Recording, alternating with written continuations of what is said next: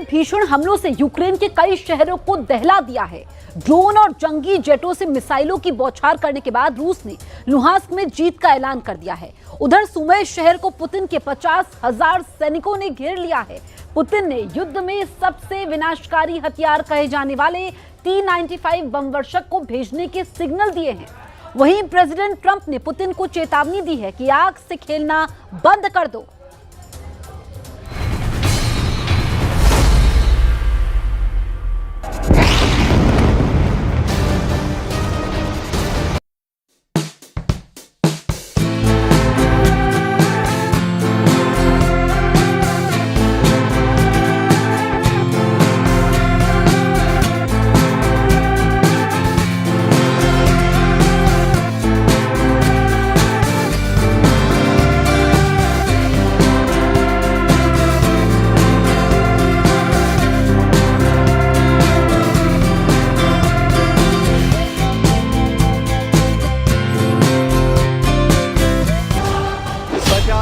सैनिकों ने घेरा सुमी, सिर्फ 12 किलोमीटर दूर पुतिन की जीत। हर गुजरता दिन यूक्रेन पर भारी है।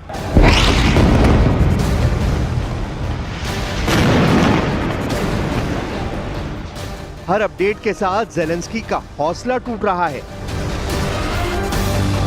रूस के भीषण हमले से यूक्रेन की धरती खौलता बारूदी ज्वालामुखी बनती जा रही है। जिस शहर में देखिए बारूदी आतिशबाजी दिख रही है। 1 जुलाई की सुबह यूक्रेन की न्यूक्लियर सिटी ज़ैपोरिज़िया एक बार फिर ड्रोन स्ट्राइक से दहल गई है। ज़ैपोरिज़िया में 4 राउंड में हमले हुए हैं। रूस का मकसद जल्द से जल्द निर्णायक बढ़त बनाना है। ज्यादा से ज्यादा जमीन पर रूस का झंडा फहराना है। हालांकि युद्ध के सबसे भयानक मोड़ पर पहुंचने के साथ प्रेसिडेंट पुतिन ने अजीब बयान दे दिया है। पुतिन ने अमेरिका के राष्ट्रपति डोनाल्ड ट्रंप की जमकर तारीफ की है। पुतिन ने ट्रंप के साथ आर्थिक सहयोग की संभावना को लेकर जल्द मुलाकात का भी ऐलान किया है। У нас хорошие очень перспективы в сфере экономического взаимодействия. И мы знаем, что американский бизнес проявляет желание, стремление и посылает нам сигналы о том, что они хотели бы вернуться на наш рынок. Мы будем это только приветствовать. Все это нужно последовательно подготовить. А так, в целом, эта встреча вполне возможна, и мы с удовольствием будем ее готовить. पुतिन ने ये तक कह दिया कि ट्रंप वास्तव में युद्ध रुकवाने को लेकर सीरियस हैं। जब पुतिन और ट्रंप युद्ध रोकने के लिए तैयार हैं, तो कौन है जिसने रूस यूक्रेन को युद्ध की आग में झोंक रखा है? जब दोनों सुपर पावर डील करना चाहते हैं, तो कौन इनके बीच में दरार पैदा कर रहा है? किसने पुतिन को फिर से एटम बम धमाके के लिए मजबूर कर दिया है? आखिर क्यों न्यूक्लियर युद्ध का माहौल बन गया है?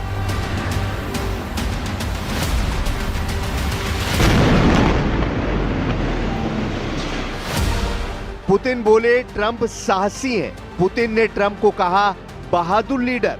पुतिन ने ट्रंप की तारीफ में कहा कि वो पीस मेकर हैं। पुतिन ट्रंप से युद्ध समझौते के लिए रेडी हैं। क्या ये पुतिन का माइंड गेम है? क्या ट्रंप पुतिन की चाल समझ गए हैं? क्योंकि ट्रंप ने पुतिन के खिलाफ जमकर बयानबाजी शुरू कर दी है। उन्होंने पुतिन की फोन कॉल के बाद जो बयान दिया है वो बेहद हैरान करने वाला है। You know, we talk about Russia, and we're working that one. President Putin called up and he said, I'd love to help you with Iran. I said, do me a favor. I'll handle Iran. Help me with Russia. We got to get that one settled. And I think something's going to happen there. But we did some great work. India. जाहिर है दोनों leaders की सुई एक जगह पर अटकी हुई है। पुतिन ने अब तक ट्रंप के दिए सभी ऑफर ठुकरा दिए हैं। पुतिन ने यूक्रेन को हराने तक युद्ध जारी रखने की धमकी दे रखी है, जबकि ट्रंप चाहते हैं कि युद्ध जल्द से जल्द खत्म हो जाए। लेकिन दोनों लीडर जो चाहते हैं वो हो नहीं रहा। हालांकि वॉर जोन में पुतिन के सारे दावे सही बैठ रहे हैं। रूस ज्यादा आक्रामक हो गया है। रूस को नतीजे भी मिलने लगे हैं।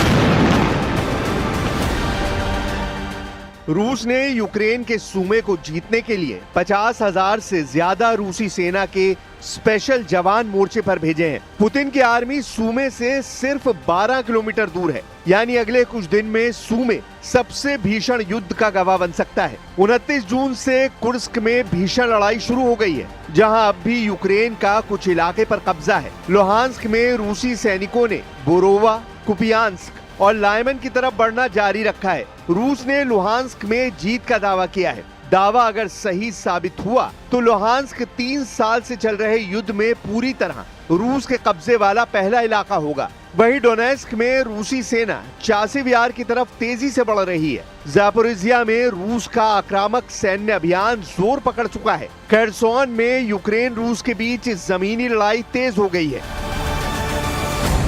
रूस ने जंग में फाइटर जेट और ड्रोन से मिसाइलों की बेहिसाब मार शुरू कर दी है। पुतिन ने यूक्रेन रूस बॉर्डर पर बफर जोन बनाने का मिशन ऑन कर दिया है।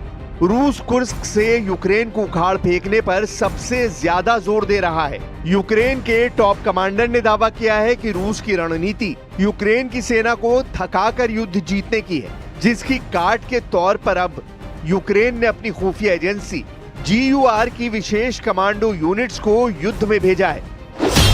GUR के चीफ लेफ्टिनेंट जनरल किरोलो बुदानोव के मुताबिक युद्ध में 104वीं एयरबोर्न डिवीजन, 40वीं नौसैनिक ब्रिगेड, 83वीं एयरबोर्न ब्रिगेड और 155वीं मरीन ब्रिगेड शामिल है। इस बीच जेलेंस्की ने भी अब आर पार की लड़ाई के सिग्नल दे दिए हैं। जेलेंस्की ने बारूदी सुरंग समझौते से यूक्रेन को अलग कर लिया है। जेलेंस्की ने एंटी लैंडमाइन ओटावा कन्वेंशन से बाहर निकलने का ऐलान कर दिया है। 29 जून 2025 को इसका फैसला किया गया था। इसके बाद अब यूक्रेन एंटी पर्सनल लैंडमाइनों के उपयोग, उत्पादन, भंडारण के प्रतिबंध से खुद को अलग कर लेगा। मतलब रूस की सेना को अब कदम कदम पर बारूदी सुरंग के धमाकों से निपटना होगा। जेलेंस्की ने दावा किया है कि रूस ने कभी भी इस संधि को नहीं माना। रूसी सेना ने बारूदी सुरंग का जमकर इस्तेमाल कर यूक्रेन में भारी तबाही मचाई है, जिसकी वजह से अब यूक्रेन ने भी संधि से अलग होना तय कर लिया है। Росія ніколи не була учасницею цієї конвенції і надзвичайно цинічно використовує протипіхотні міни. Причому не тільки зараз, у війні проти України. Це фірмовий почерк російських вбивців – знищувати життя всіма методами, які в них є. І хімічну зброю, і балістику, в тому числі ракети середньої дальності.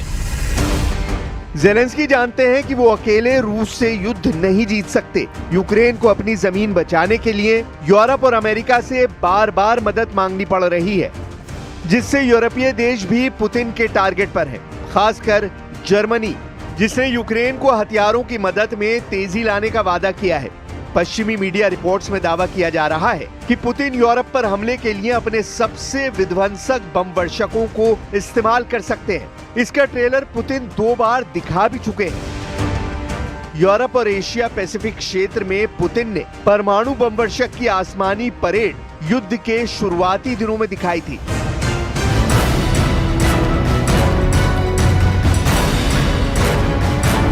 ये है रूस का Tu-95 न्यूक्लियर बॉम्बर। रूस ने अपने इस दशकों पुराने बॉम्बर को अब एक नए और बहुत ही खतरनाक मिशन पर तैनात कर दिया है। इस जहाज में लगे प्रोपेलर की आवाज गजब की है। ये जितना जमीन पर डराती है, उतना ही खौफ इसके उड़ने के बाद दिखता है। इसके प्रोपेलर की आवाज हजारों मीटर की ऊंचाई से साफ सुनाई देती है। ये रूस की परमाणु स्ट्राइक वाली फ्लीट का बड़ा हिस्सा है। रूस के रक्षा मंत्रालय ने 1 मिनट का वीडियो जारी करके बताया था कि उसके इस बहुत ही खतरनाक विमान का असली मकसद क्या है। वीडियो को बहुत गौर से देखिएगा। इस 1 मिनट के वीडियो में विमान के अंदर का हिस्सा बहुत ही सीक्रेट तरीके से फिल्माया गया है। कॉकपिट को ऐसे रिकॉर्ड किया गया है ताकि इस विमान की उड़ान वाली डिटेल दुश्मन की समझ में बिल्कुल ना आए। क्या इस परमाणु बम वर्षक विमान में एटम बम रखा गया है? अगर इस विमान में एटम बम है तो उसका टारगेट कौन है? क्या पुतिन ने इसे इसलिए एयरबोर्न किया है क्योंकि वो परमाणु हमले की गारंटी चाहते हैं? या फिर ये जवाबी एटमी हमले वाली ताकत का हिस्सा है, जिसे अंग्रेजी में सेकेंड स्ट्राइक कैपेबिलिटी कहा जाता है। Tu-95 जब आसमान में होता है तो उसकी हिफाजत के लिए साथ में होते हैं सुखोई 30 और सुखोई 35 फाइटर जेट।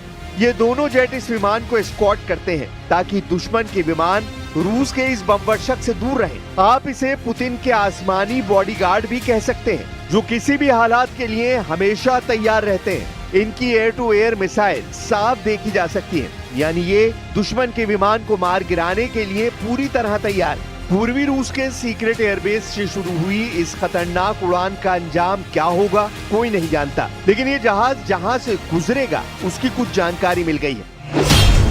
ये जहाज 13 घंटे के एक मिशन पर है और ये बेरिंग सागर से होकर गुजर रहा है, यानी अमेरिका के अलास्का को छूते हुए ये विमान प्रशांत महासागर की तरफ बढ़ा। ये सीधा सीधा अमेरिका और जापान को चैलेंज था और पुतिन ने ये मिशन बहुत सोच समझ कर तैयार किया था। 13 घंटे की उड़ान पर अमेरिका और जापान की नजर बनी रही, वो भी इस विमान को लगातार ट्रैक करते रहे। आप इसे पुतिन का न्यूक्लियर चैलेंज कह सकते हैं, जिससे पूर्वी बॉर्डर पर अमेरिका और जापान के लिए रोंगटे खड़े होना लाजमी है।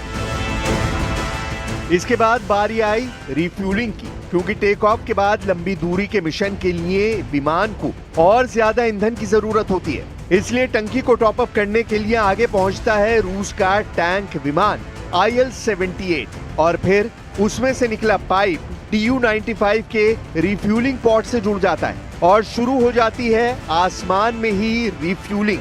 ये दोनों विमानों के लिए बहुत ही खतरनाक पल होते हैं। कॉकपिट का वीडियो पूरी तरह ब्लर कर दिया गया है ताकि इसके फ्लाइट पाथ यानी हवाई रूट के अलावा इस विमान टारगेट के बारे में दुश्मन को कोई जानकारी न मिले। रूस के पास ऐसे 50 से भी ज्यादा बॉम्बर हैं, यानी पुतिन की न्यूक्लियर फोर्स बहुत ज्यादा ताकतवर है और ये बात अमेरिका भी बहुत अच्छी तरह से जानता है।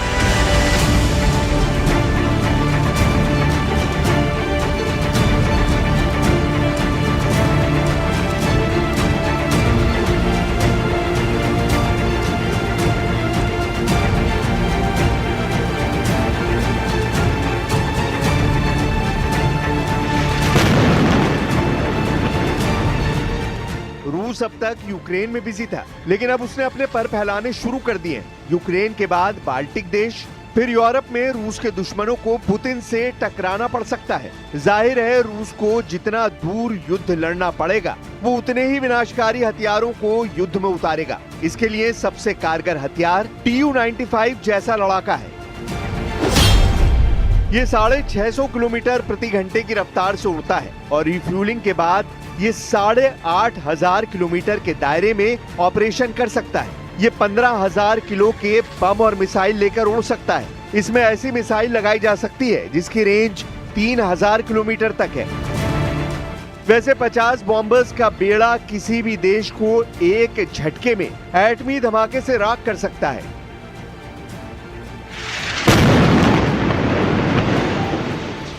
पुतिन के पास दुनिया का सबसे बड़ा एटमी गोदाम है, सबसे विनाशकारी मिसाइलें हैं। ये भी साफ है कि पुतिन को यूक्रेन युद्ध में जितनी देर तक उलझाया जाएगा उनके दुश्मनों को उतना ही हर्जाना भरना पड़ सकता है। पुतिन गिन गिन कर बदला लेंगे,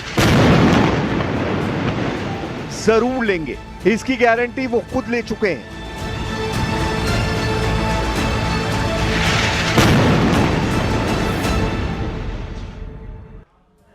7 जुलाई से ईरान इजरायल युद्ध फिर से भड़क सकता है, क्योंकि प्रेसिडेंट ट्रंप 7 जुलाई को नेतन्याहू से व्हाइट हाउस में टॉप सीक्रेट मीटिंग करने जा रहे हैं। दोनों लीडर ईरान पर फाइनल एक्शन का प्लान बना चुके हैं। माना जा रहा है कि अब की बार सुपर पावर ईरान की त्रिशक्ति पर प्रहार करेगा, जिसमें मिसाइल पावर, न्यूक्लियर प्लांट और समंदर में ईरान को दहलाने की तैयारी पूरी कर ली गई है।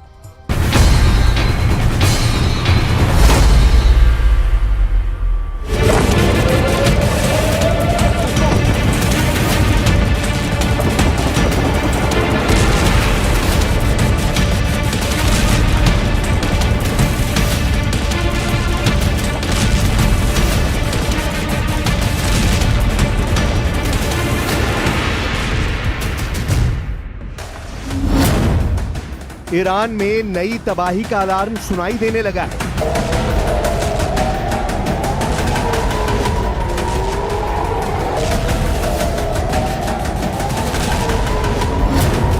7 जुलाई को खामनेई के अंत की नई पटकथा लिखी जाएगी।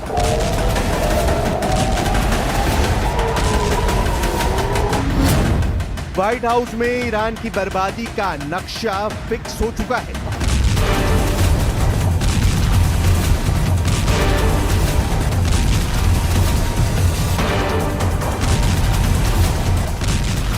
जुलाई वो दिन जिसे बेंयामिन नेतन्याहू अस्तित्व की निर्णायक घड़ी कह रहे हैं।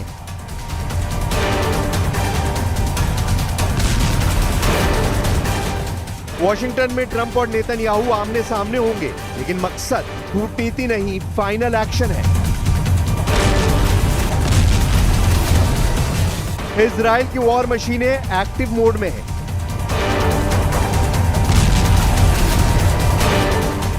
एयरफोर्स से लेकर साइबर यूनिट तक सबका मिशन एक, ईरान में तबाही का वो नक्शा तैयार करना कि फिर खामनेई को खड़े होने का कोई मौका ना मिले।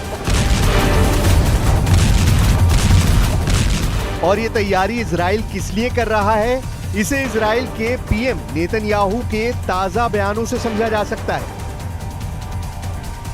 יוצר לנו איום לא פחות חזק ואפילו יותר גדול ממה שהאיום הפן הערבי בשיאו איים עלינו. ועדיין מאיים עלינו. अमेरिका से सिर्फ हरी झंडी की देरी है। ट्रंप के गो बोलते ही ऑपरेशन शुरू होगा। सीक्रेट रिपोर्ट्स बताती हैं कि इजरायली कमांडोज को पोजीशनिंग ऑर्डर मिल चुके हैं। एयर स्ट्राइक की टाइमिंग तय है। वॉर रूम में सिर्फ एक सवाल है, क्या ट्रंप सिग्नल देंगे? और संकेत साफ है, जवाब है हां। עם ארצות הברית. ואני אמרתי לכם שאנחנו נעשה הכל כדי לרתום אותה, אבל זה לא תנאי. ईरान की सबसे बड़ी ताकत उसकी मिसाइल पावर है, जो अब इजराइल के टारगेटिंग के केंद्र में है। हिजबुल्ला, शिया मिलिशिया, हूती विद्रोही, ईरान के प्रॉक्सी नेटवर्क को मिसाइलों से भरने की रणनीति अब खतरे में है।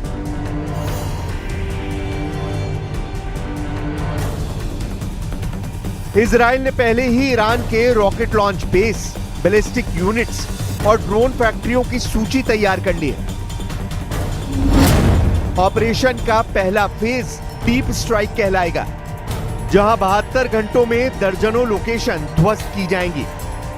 दावा किया जा रहा है कि 7 जुलाई को व्हाइट हाउस में जिस सीक्रेट प्लान को तैयार किया जाएगा, उसका हमला पहले से तेज होगा, सटीक होगा और आखिरी होगा। यानी ईरान को उसके अंजाम तक पहुंचाने वाला प्लान।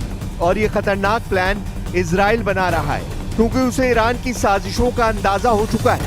इजराइल के पीएम बेंयामिन नेतन्याहू के मुताबिक ईरान ने इजराइल के विध्वंस के लिए 3 रास्ते बना लिए। पहला रास्ता है घेरेबंदी की रणनीति, धुरी के जरिए इजराइल को खत्म करने की योजना।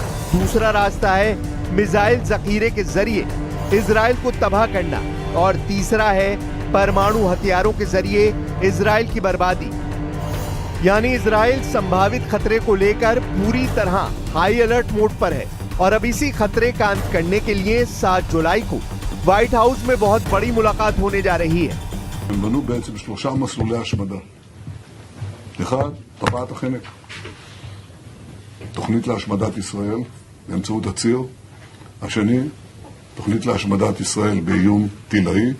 והשלישי, תוכנית להשמדת ישראל באיום גרעיני. זה רזון דטר של המשטר. זה לא הסיבה היחידה שהם רוצים להשמיד אותנו, ואנחנו לא המטרה העיקרית שלהם, אבל כדי לממש את המטרות העיקריות, הם חייבים לסלק אותנו. אי אפשר לכבוש את המזרח התיכון בלי להשמיד את ישראל. ואם אין ישראל, המזרח התיכון קורס מיד. इजराइल ये मैसेज दुनिया के सामने दे रहा है कि पश्चिम एशिया के वजूद की कल्पना इजराइल के बगैर संभव नहीं है। यही वजह है कि खामनेई के किले को ढहाने के लिए इजराइल ने ईरान की त्रिशक्ति को सीधा टारगेट करने का प्लान बनाया है।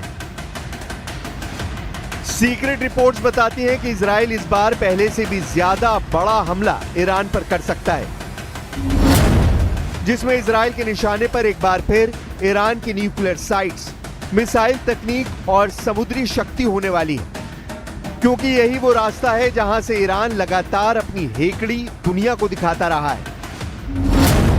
स्ट्रेट ऑफ हॉर्मुज, वो गलियारा जहां से दुनिया का 30% तेल गुजरता है। ईरान ने यहां नौसेना, मिसाइल बोट्स और माइनिंग सिस्टम तैनात कर रखा है। इजराइल ने इसे त्रिशक्ति का तीसरा सिर कहा है और अब इसी सिर को काटा जाएगा। अमेरिका के 5th फ्लीट और इजरायली नेवी दोनों तैयारी में है, यानी ईरान की समंदर में दादागिरी अब ज्यादा दिन नहीं चलेगी। खबर है कि इस बार इजराइल ने जिन टारगेट्स को लॉक किया है उनमें नौसैनिक अड्डे, बंदरगाह, मिसाइल लॉन्चर जहाज और ईरानी सबमरीन रूट शामिल है। और इस ऑपरेशन को अंजाम तक पहुंचाने के लिए इजराइल की टॉर्पीडो यूनिट्स और under water drone fleet red alert पर है। दावा किया जा रहा है कि ऑपरेशन का कोड नाम भी तय हो चुका है, यानी ईरान की समुद्री पकड़ को हमेशा के लिए अलग कर देना ही अब इजराइल का मकसद है, क्योंकि इजराइल दावा करता रहा है कि पश्चिम एशिया अब ईरानी ब्लॉक से आजादी चाहता है और इस आजादी की शुरुआत होगी समंदर के रास्ते। इजराइल अपने मकसद को अंजाम तक पहुंचाने के लिए अब किसी भी हद तक जाने को तैयार है।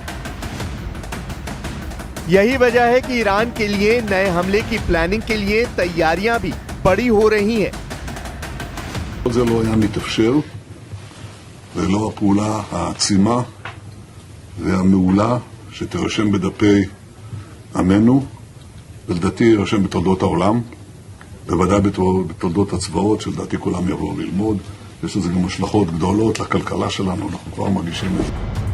बेनियामिन नेतन्याहू के अमेरिकी दौरे की अहमियत कितनी है, इसे ऐसे ही समझा जा सकता है कि उनके करीबी सलाहकार और इजराइल के रणनीतिक मामलों के मंत्री रॉन डर्मर अपनी टीम के साथ पहले ही वॉशिंगटन पहुंच चुके हैं। रॉन डर्मर नेतन्याहू के अमेरिका आने से पहले तमाम मुद्दों पर सहमति बनाने की कवायद में लगे हैं, जिसके लिए वो लगातार व्हाइट हाउस के वरिष्ठ अधिकारियों से मुलाकात कर रहे हैं।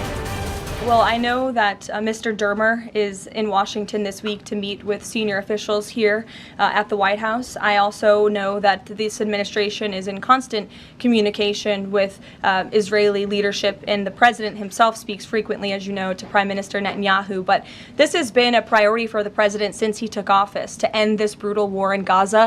It is because of this president that humanitarian aid is being brought into the region.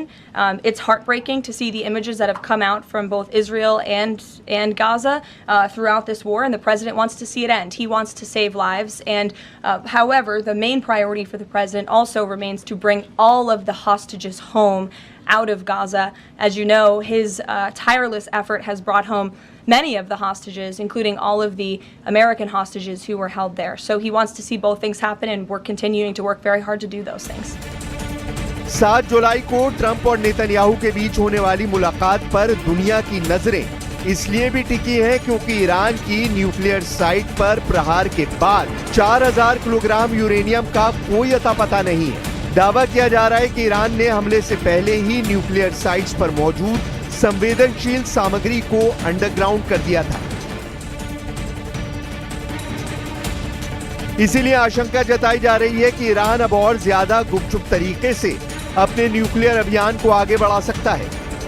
खुद ईरान के सुप्रीम लीडर भी ये लगातार कहते आए हैं कि दुनिया के दबाव में ईरान किसी भी कीमत पर अपना न्यूक्लियर प्रोग्राम नहीं रोकेगा। من تأکید میکنم که جمهوری اسلامی هرگز در پی تسلیحات هسته‌ای نیست و نیز هرگز از حق ملت خود در استفاده صلح‌آمیز از انرژی هسته‌ای چشم‌پوشی نخواهد. यही नहीं, ईरान ये भी दावा कर रहा है कि ऑपरेशन मिडनाइट हैमर के दौरान जिन 3 न्यूक्लियर साइट्स पर हमले किए गए, उन हमलों में इस्फहान, नतांज और फोर्दो जैसी न्यूक्लियर साइट को मामूली नुकसान हुआ है। जबकि अमेरिका और इजराइल यही दावा करते रहे हैं कि उन हमलों में ईरान के न्यूक्लियर प्रोग्राम को कई वर्ष पीछे कर दिया है। लेकिन अगर ईरान के दावों में दम है, तो आखिर ईरान IAEA को न्यूक्लियर साइट्स पर विजिट करने से क्यों रोक रहा है? क्या ईरान सुरक्षा कारणों का हवाला देकर दुनिया से कुछ छिपाना चाहता है? چگونه میتونید انتظار داشته باشید در شرایطی که دوشنبه گذشته یعنی 5-6 روز قبل تأسیسات هسته‌ای صلح‌آمیز ایران مورد تعرض قرار گرفته ما بتوانیم ایمنی و امنیت بازرسان آژانس رو تضمین بکنیم. ईरान ये कह रहा है कि सुरक्षा कारणों से IAEA को न्यूक्लियर साइट्स पर विजिट के लिए नहीं भेजा जा सकता। यानी इसका एक मतलब ये भी हुआ कि न्यूक्लियर साइट्स पर रेडिएशन लीक का खतरा है। इसके उलट दूसरी बात यह है कि ईरान न्यूक्लियर साइट्स के मौजूदा हालात की सच्चाई दुनिया से छिपाना चाहता है और इसी सच को दुनिया के सामने बेनकाब करने के लिए 7 जुलाई को बेनियामिन नेतन्याहू अमेरिका पहुंच रहे हैं। צפוי לצאת בשבוע הבא לפגישות בארצות הברית עם נשיא ארצות הברית דונלד טראמפ, עם סגן הנשיא ונס, עם מזכיר המדינה והיועץ לביטחון לאומי מרקו רוביו, עם שר ההגנה פיט הקסט, עם נציג הנשיא למזרח התיכון סטיב ויטקוף, עם שר המסחר. יש לנו כמה דברים, כן, לוטניק, אבל יש לנו כמה דברים לסגור לפני כן כדי להגיע להסכם הסחר בנוסף לדברים אחרים, פגישות עם ראשי הקונגרס והסנאט ופגישות ביטחוניות שאני לא אפרט כאן. लेकिन एक तरफ इजराइल ईरान के लिए तबाही का नया प्लान तैयार कर रहा है, तो दूसरी तरफ खामनेई ने अपना न्यूक्लियर प्रोग्राम दोबारा शुरू करने का ऐलान कर दिया है। साथ ही ये भी साफ कर दिया है कि इजराइल हो या अमेरिका, ईरान ना तो किसी के आगे झुका है और ना ही झुकेगा। सुप्रीम लीडर अयातुल्ला खामनेई ने सोशल मीडिया प्लेटफॉर्म X पर एक पोस्ट करते हुए अपने इरादे साफ कर दिए। अयातुल्ला खामनेई ने अपने आधिकारिक X अकाउंट पर लिखा, ईरान एक महान और शक्तिशाली देश है। हमारी संस्कृति और सभ्यता की विरासत अमेरिका जैसे देशों से सैकड़ों गुना बड़ी है। ये सोचना कि ईरान किसी देश के सामने आत्मसमर्पण करेगा एक हास्यास्पद बात है, जिस पर समझदार लोग सिर्फ हंस सकते हैं। 7 जुलाई तारीख तय है, जगह तय है और अब मंजिल भी तय है, ईरान की तबाही। वॉशिंगटन में ट्रंप और नेतन्याहू की मुलाकात सिर्फ एक कूटनीतिक बैठक नहीं होगी, वो पश्चिम एशिया की सबसे बड़ी जंग का ब्लूप्रिंट तैयार करने वाला पल होगा। इजराइल ने ऑपरेशन का नाम फाइनल कर दिया है। मिसाइल पावर, न्यूक्लियर ताकत और समुद्री दबदबे। ईरान की त्रिशक्ति को एक एक कर ध्वस्त करने की योजना टेबल पर है। IAEA से झूठ, खामनेई की सोशल मीडिया पर धमकी और 400 किलो यूरेनियम का गायब होना सब इस बात की गवाही दे रहे हैं कि भीतर ही भीतर सब कुछ सुलग रहा है। और इसी चुनौती से निपटने के लिए ईरान के खिलाफ अमेरिका में इजराइल उस आखिरी चैप्टर को लिखने वाला है, जिसमें खामनेई के अंत का फरमान लिखा होने वाला होगा।